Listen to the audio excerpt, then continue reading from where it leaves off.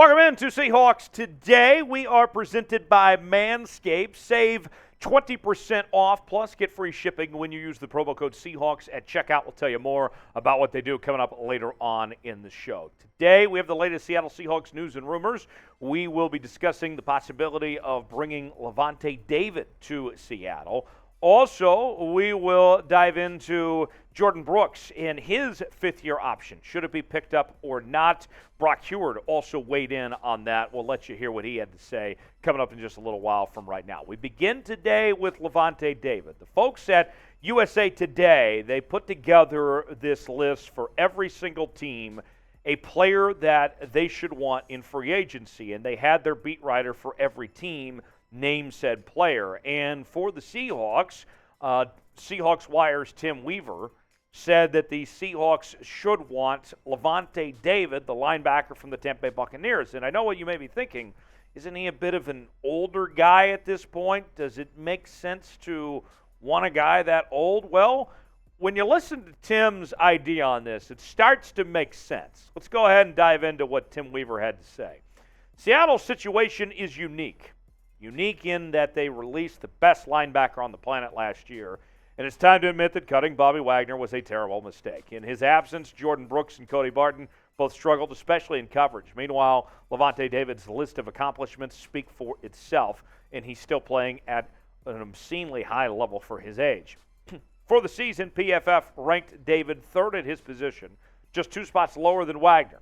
By their own admission, the Seahawks need to improve their defensive front seven to catch up with the 49ers. It's difficult to think of a more valuable upgrade than replacing the biggest defensive liability, Brooks, with a sure thing like David. So, and that's another good point. We don't know when Jordyn Brooks is going to return. Remember, he suffered that ACL injury towards the end of this past season, and it's really just up in the air of what his status is going to be. We don't really have a timeline for that at this point going forward. Not only did you already have a weakness at the linebacker position, but it's even worse potentially. You look at the depth chart. Let's start with the inside linebackers.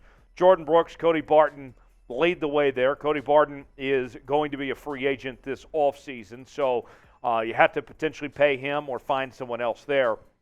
And then you look at the outside linebackers. Bruce, obviously, he's older, although he had a very good finish to the year when they added him late. Darrell Taylor's been so up and down. Uchenna Nwosu, I thought, was very solid, and there's still ways to go with Boye Mafe of his development. So with that said, there would be a spot for Lavonte David, no question about it. You could add him to the fold and get instant playing time for a team that needs help badly at that linebacker position. So with that said, we're going to tell you more about Lavonte David here in just a second, but I want to hear from you guys. Should the Seahawks sign Lavonte David? If you think they should, type Y for yes. If not, type in for no. You might get an ad break. If so, take advantage of it. Get your votes in. Let me know if you think the Seahawks should bring in Lavonte David or not. Y for yes, in for no. Let me know. Now, I know it might sound crazy, signing a 33-year-old linebacker. These are the type of things, the decisions, typically speaking, that get general managers fired in this league, is giving up money to players of that age at that position. But in this case, Lavonte David could be the exception of sorts. Let me tell you why. You look at him, he was a first-team All-Pro back in 2013, a huge difference maker in that Bucs Super Bowl championship team just a couple of years ago, second-round pick out of Nebraska, and is still playing some very good football even at this point in his career. We're not talking about with Lavonte David a 3 or 4 year deal here. In fact, I think realistically you're looking at a 1 or 2 year deal, just kind of hold things steady until your younger linebackers are more developed and ready to go. This is a Band-Aid for the situation, essentially, is what you're talking about with potentially bringing in Lavonte David here. More on Lavonte David here in just 1 second. Before we do, Seahawks Today presented by Manscaped. As we have breaking news, Manscaped is now selling beard products. That's right. Our friends at Manscaped have gone from Balls Mafia to Beard Mafia in 2023 to keep you well groomed from head to toe with their brand new Beard Hedger Pro Kit. In this package, it all starts with the Beard Hedger. This cordless trimmer has a rotary wheel with 20 haircutting lengths, all with one guard, so no more messy drawers full of extra add-ons. Sculpt your beard to a championship level this season with Manscaped and tame your mane by going to manscaped.com for 20% off plus free shipping with code Seahawks. The Beard Hedger Pro Kit also comes with 4 dermatologist-tested formulations for your post-beard hygiene: beard shampoo and conditioner, beard oil, and beard balm. So you get 20% off and free shipping with our promo code Seahawks at manscaped.com. That's 20% off with free shipping at manscaped.com. Use our code Seahawks. Avoid the blitz and take your beard to the promised land this year with the brand new Manscaped Beard Hedger Pro Kit. I know I don't have a beard, but if I did, you better believe I'd be using the beard kit here from Manscaped. Sign up, get yours today, save 20% off, get free shipping as well. Manscaped.com, promo code Seahawks. All right, we will get back to Lavonte David now. Let's give you the statistics on David from the last 4 seasons. And I wasn't lying, folks, when I told you that even at his age, he's still very productive. You can see he had more tackles this past season than he did any of the last 3 seasons. 124, 3 sacks, 10 tackles for loss, and 1 forced fumble. And what is the thing that Jordyn Brooks does so well, especially if Jordyn Brooks isn't going to be around? It's getting tackles. And Lavonte David would certainly make up for that for sure. And the nerds at Pro Football Focus seem to like Lavonte David too. His overall grade sits at 84.1, run defense grade at 73.5, pass rush grade at 65.5. But what did we talk a lot about with the Seahawks linebackers last year? How bad they were in coverage. And the coverage grade for Lavonte David is 88.5. That is very, very good and would help a need for sure for Seattle in coverage. When it comes to coverage linebackers, Lavonte David would bring that to the table. Now, I'll say this. When you look at the Seahawks situation of having 10 draft picks and some limitations on the salary cap, remember you still have to pay Geno Smith and all this, I doubt that the Seahawks are going to be paying Lavonte David and Cody Barton both. More than likely, you'd have to pick one or the other. And if you've been watching this show, you know I'm not a huge Cody Barton fan. I mean, just being real with y'all. I'd much rather pay, if it comes down to making a choice, a decision here, I'd rather pay Lavonte David than I would Cody Barton. That's just me. What about you, though? If you can pick one to sign, Cody Barton's going to be a free agent. Lavonte David's a free agent. Who would you rather pay and have in a Seahawks uniform in that linebacker room next year? If it's Lavonte David, type LD. If it's Cody Barton, type CB. Let me know in the comments section which way you're leaning. Would you rather have Lavonte David or would you rather have Cody Barton? Let me know in the comments section below. Subscribe to Seahawks Today for videos all year long as we cover your team like no one else does with daily news and rumors.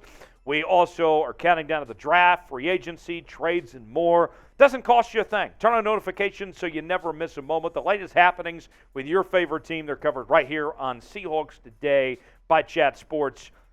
I'll tell you what, I am going to give a lifetime supply of nothing to everyone that subscribes to the channel today. So that sounds like a deal to me. Subscribe now, and you'll be glad you did.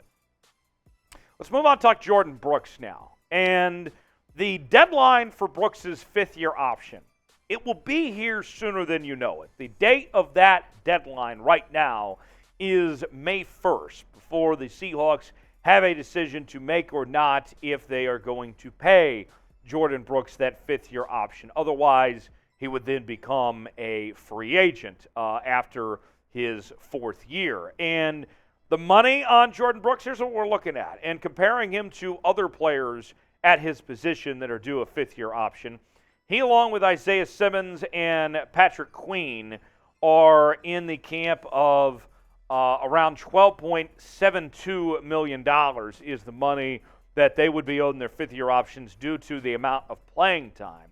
Kenneth Murray, meanwhile, from the Chargers, is a little bit less than that. He falls under the basic category, which puts him at 11.73. There's a joke there I could make about being a basic, but I'll just leave it at that. But you can see there Jordyn Brooks right in line with the rest of them among those guys of top dollar for that 5th-year option. Now, Brock Huard, former Seahawks quarterback, Washington Husky great. I'm a big fan of Brock. This is what he had to say about the situation on Seattle Sports 710 radio the other day. Even if, and they should, take a linebacker in the first 2 rounds, a difference-making thumper that can run and hit is unique. And I sure hope that there's someone available in the first 2 rounds that checks that box. And even if they do sign Lavonte David or Jermaine Pratt, hey, we just talked about Lavonte David. There's a number of veteran linebackers on the market. No, you're still, to me, picking up that option.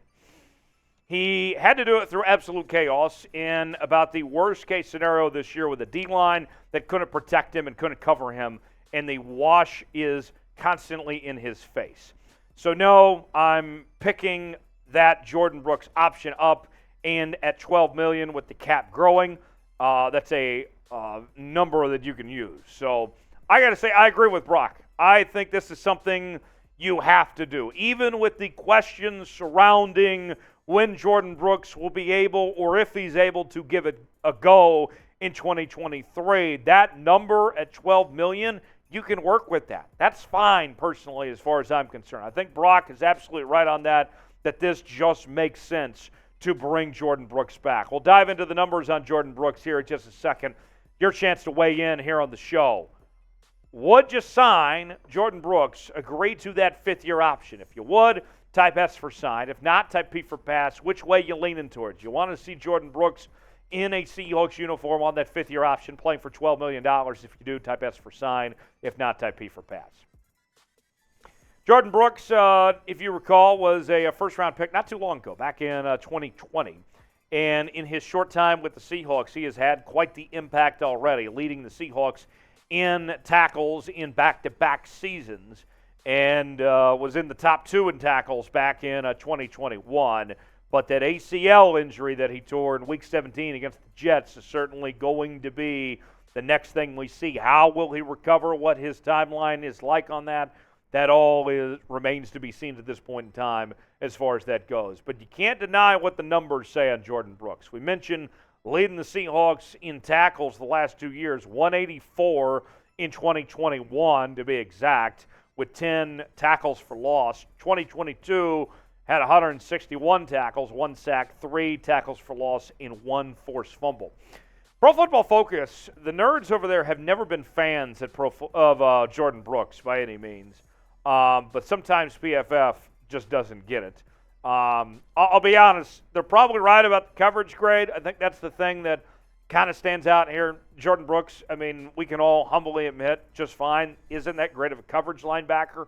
That number there is 40.7, but his pass rush grade, you're looking at 66, run defense grade 65.2, and an overall grade around 53. So those are the numbers on Jordyn Brooks there. Before we go, Super Bowl Sunday coming up this weekend. Who you got? You going with the Chiefs or the Eagles? My official Super Bowl pick.